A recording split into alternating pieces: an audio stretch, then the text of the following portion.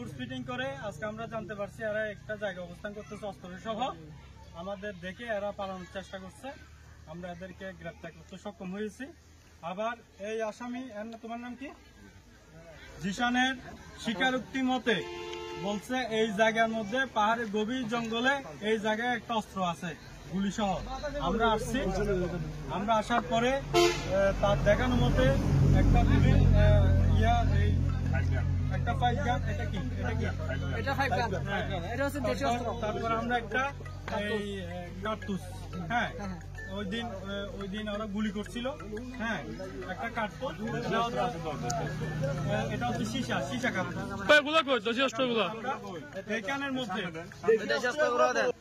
কোথায় আছে বলছিলাম, কোথায় বলো? ফারুকের ঘরে। আমরা ফারুকের ঘরে গেছিলাম না?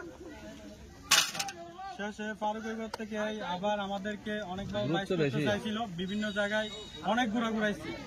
পরবর্তীতে আমরা যখন একে আরো কঠিন ভাবে জিজ্ঞাসাবাদ করছি তখন আমাদেরকে এই অস্ত্র উদ্ধার অভিযানে আপনাদেরকে কারা সহযোগিতা করছে? আমরা আসলে সবসময় আমরা বলি পুলিশিং করতে গেলে জনগণের সহযোগিতা ছাড়া পুলিশিং সম্ভব হয় না। এই জন্য আমাদের একটা পুলিশিং এর একটা ধারার মধ্যে হচ্ছে জনগণের সম্পৃক্ততা।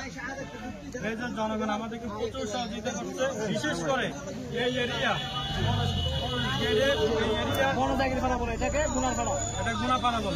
এই গুনাপাড়ার মানুষ গতকালকে থেকে আমাদেরকে প্রচুর সহযোগিতা করছে, আমাদের প্রায় 2টা পর্যন্ত অভিযানে সহযোগিতা করছে। আচ্ছা, আমার একটা প্রশ্ন আছে,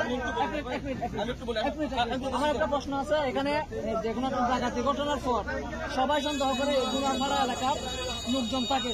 আসলে কি আপনার যতগুলো ডাকাতির ঘটনা ঘটেছে এখানে কি কোনো এই এলাকার কোনো একটা ছেলে কি জড়িত ছিল বা তত ইনফরমেশন পাইছিলেন আপনি? আসলে শুনেন, আমি তো আসছি 3 মাস হয়েছে, 3 মাসের মধ্যে এই জায়গায় একটা ডাকাতির ঘটনা আমি দেখছি আমার হ্যাঁ, কিন্তু ওই যে এইখানে মানুষজনকে আমরা পাই নাই, এরা বরং আমাদেরকে সহযোগিতা করে। যে এর আগে যে আরেকটা ঘটনা ঘটছিল, অ্যাম্বুলেন্সও ডাকাতি করছিল, একটা লাশবাহী অ্যাম্বুলেন্স। ও ওটাও তো আপনি ছিলেন এখানে তখন? তখন আপনি ছিলেন না? আচ্ছা, যাই হোক, এখানেও এই এলাকাবাসীর সহযোগিতায় ওই আসামিকে ধরছিল। তখন ছিল ওসি শফিকুল ইসলাম মনে হয় সম্ভবত। উনি এই ঘটনাকে শোনান ভাই, এক মিনিট আমার একটা কথা, 1 মিনিট। তখন যে ডাকাতগুলো এই এলাকাবাসী ধরছিল, ডাকাতগুলা ওনাকে যখন তাদেরকে ডাকাত না বলে চিন্তা করা বলে তো সামান্য ঘটনা বলে আসলে কি এটা কি অসুবিধা আছে? এইসব বিষয়ে আমরা কমেন্ট করতে পারবো না, যেহেতু আজকের ঘটনা নিয়ে। আচ্ছা, আমি একটু বলি ভাই। জি বলেন। আমি হচ্ছে